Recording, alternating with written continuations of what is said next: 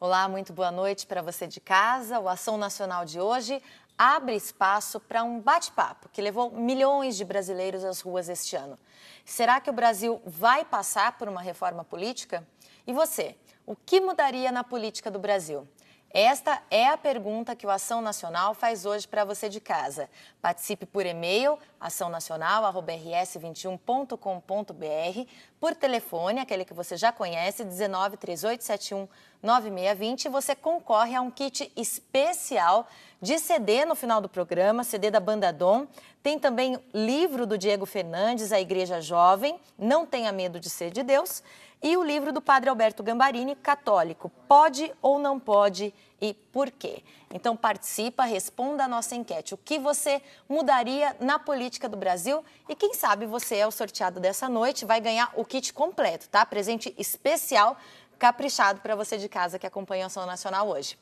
E quem nos ajuda a responder todas as perguntas, né, e entender esse assunto que parece tão complicado, mas que também mexe com a vida de todo brasileiro, nós convidamos hoje o sociólogo Paulo Silvino Ribeiro, que também é professor da Fundação Escola de Sociologia e Política de São Paulo. Seja muito bem-vindo, Paulo, ao nosso programa. Muito obrigado, é um prazer participar. E olha só, tem gente em casa, principalmente quando a gente vai falar de reforma política, de política, diz que não entende nada disso, não entende nada de política, ou então já está tão cansado, né, da falta de mudanças que não gosta nem de ouvir falar, viu, professor? Então, indo às ruas protestar contra os governantes, recentemente o povo mostrou que se interessa pelo menos um pouco por política, né? Sim, pelo menos sim. por tabela, todo mundo ficou envolvido com esse assunto. Será que o brasileiro gosta mesmo de política? É modismo ou não? O brasileiro pouco se interessa por isso. Olha só, eu acho que, na verdade, é de fato um fenômeno considerável para a história do Brasil, para a sociedade brasileira, mas, de certa forma, não tão simples da gente entender como talvez pareça, como talvez alguns analistas ou mesmo a mídia tenta discutir. Por quê? Porque é preciso compreender o processo de formação da sociedade brasileira como um todo. Eu acho que o brasileiro gosta de política, sim. Eu acho que essa coisa de que o gigante acordou é uma ideia um pouco, digamos assim, equivocada, mas que, por outro lado, também é preciso entender o seguinte, a gente, historicamente, não teve uma cultura de participação. Porém, a noção e a indignação em termos de como o Estado, muitas vezes, não cumpre com aquilo que, de fato, é uma expectativa do seu papel de organizador da sociedade, eu acho que a gente chegou em um momento em que a carestia, a necessidade, né, da população, principalmente a população urbana, ou seja, chegou em um ponto em que as pessoas entenderam que seria interessante manifestar.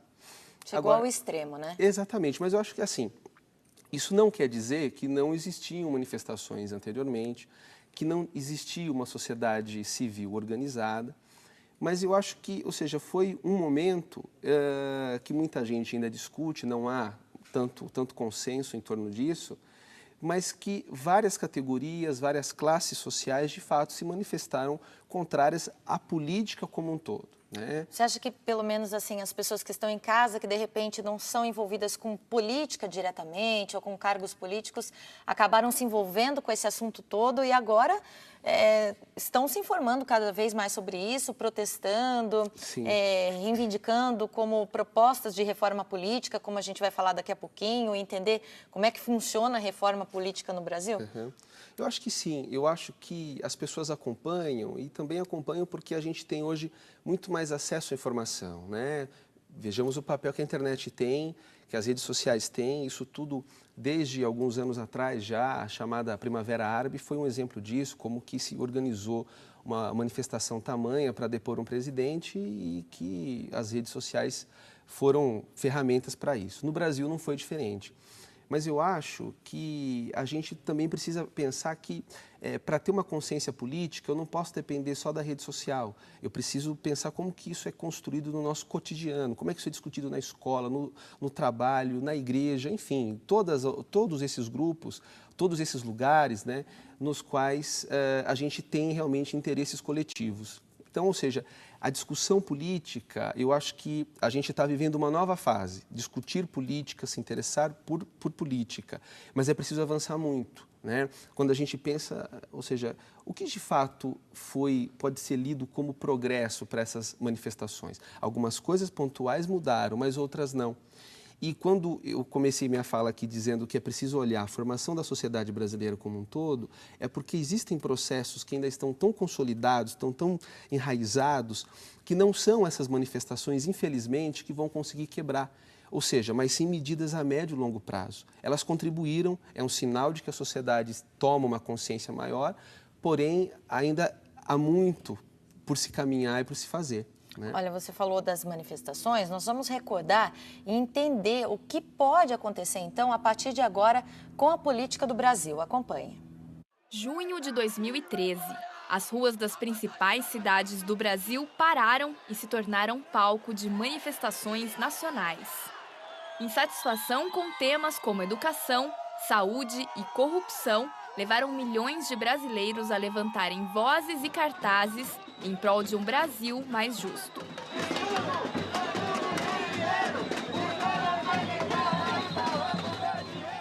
E depois dos protestos que sacudiram o Brasil, quais foram as consequências? A população continua insatisfeita e deseja uma reforma política. Na sua opinião, o Brasil precisa de uma reforma política? Precisa, principalmente acho que na área da prefeitura, né? Dos políticos mesmo, né? O salário, né, deles, né, muito alto, né? O nosso muito baixo, né? No que precisaria mudar, eu acho que mais transporte, saúde, entendeu? Tá terrível os médicos. Eu estou inconformado do que o governo está fazendo, né? Dos impostos que a gente paga e são todos desviados. Ninguém toma atitude, ninguém resolve nada, vários protestos que acontecem, mas só que de nada adianta, poucas coisas resolvem. E fica por isso mesmo, do jeito que está aqui. Na semana seguinte às manifestações, a presidente Dilma Rousseff sugeriu a instauração de um plebiscito que pretende reformas políticas no país. Agora, cabe ao Congresso Nacional decidir se a população vai ou não às urnas para votar algumas das reformas sugeridas pela presidente. Entre as propostas do novo plebiscito estão financiamento público ou privado de campanhas, sistema eleitoral, voto proporcional ou distrital, manutenção ou não da suplência para senador, fim ou não do voto secreto em deliberações do Congresso, manutenção ou não de coligações. Para o cientista político, as propostas de um plebiscito têm que ser claras para serem eficientes. A reforma política ela tem que tocar basicamente a forma como o político é escolhido e as formas como ele pode atuar, né, na política. Então é isso que geralmente trata uma reforma política. A reforma política no Brasil ela está rodando aí em falso há pelo menos 20 anos, desde que acabou a Constituição de 88. Logo em seguida, aliás, na Constituição de 88 já se propôs uma reforma política que foi o plebiscito de 93, uma radical decisão entre parlamentarismo, presidencialismo, monarquia ou república. O povo escolheu o presidencialismo, né, república. Então, essa decisão foi importante e fundamental. Para o professor, a reforma política envolve uma série de mudanças na configuração política e social do país. Então, isso é uma coisa que é difícil no sistema brasileiro. Isso seria uma grande questão que a gente poderia melhorar, aumentar o controle social sobre a política. E isso só se faz a partir do voto mesmo. Então, o plebiscito certamente é uma forma de legitimar a reforma, porque o eleitor não está querendo só melhorar a política, ele quer ter um controle maior sobre a política.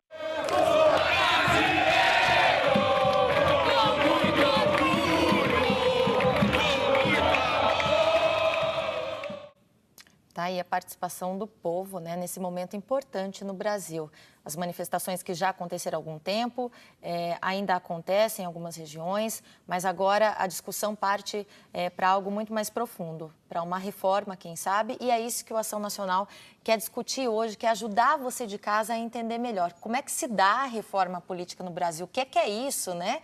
A gente que não trabalha diretamente com política está procurando, então, hoje, ajudar você de casa a entender melhor esse momento no Brasil e, por que não, te orientar a como você pode ajudar a participar, a melhorar, né, o cenário da sua cidade, do seu estado, de todo o Brasil num momento tão importante como esse.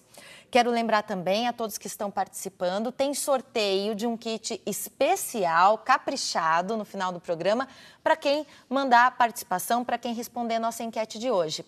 A pergunta é a seguinte: o que você mudaria na política do Brasil hoje? O que você acha que tem que mudar na política? Tem tanta coisa que a gente gostaria que mudasse, acho que as manifestações mostraram muito do que a gente gostaria que mudasse, do que tem que ser mudado ainda.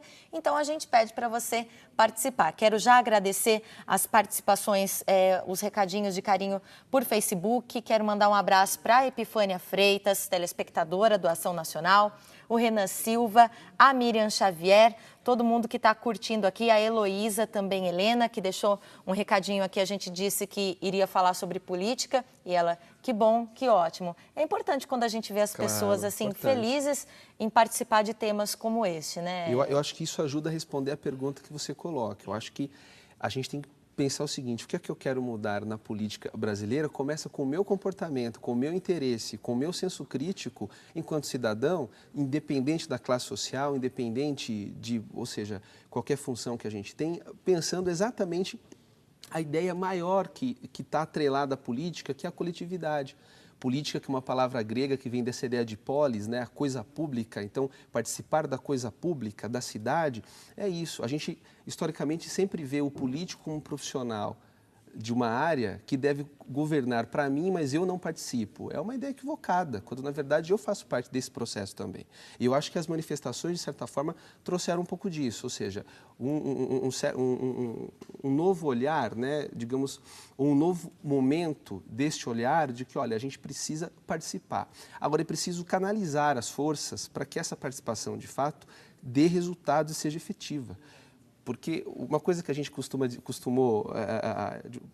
estava comentando e dizendo sobre as manifestações quando elas estavam acontecendo, era de que você via muita gente na rua segurando cartazes, sou contra a corrupção, mas a pergunta que eu fazia é o seguinte: quem é a favor? Então é preciso se colocar contra, mas uma coisa específica, né? Ou seja, porque dizer que está ruim e basta, eu acho que não é o caminho.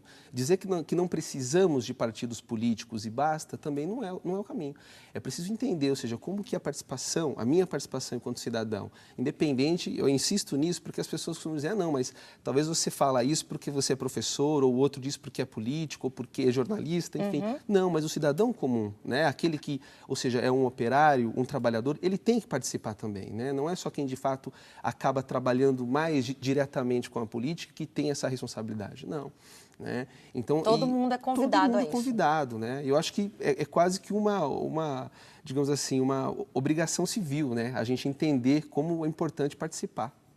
açãonacional@rs21.com.br ou 1938719620 é o jeito que você pode participar hoje, mandar seu comentário, a sua dúvida, a sua participação. No próximo bloco, a gente fala um pouco mais sobre como a Igreja Católica atua no projeto de reforma política e também o que deve acontecer para que a reforma política seja realizada no Brasil. Um plebiscito, será? Daqui a pouquinho a gente responde essa pergunta.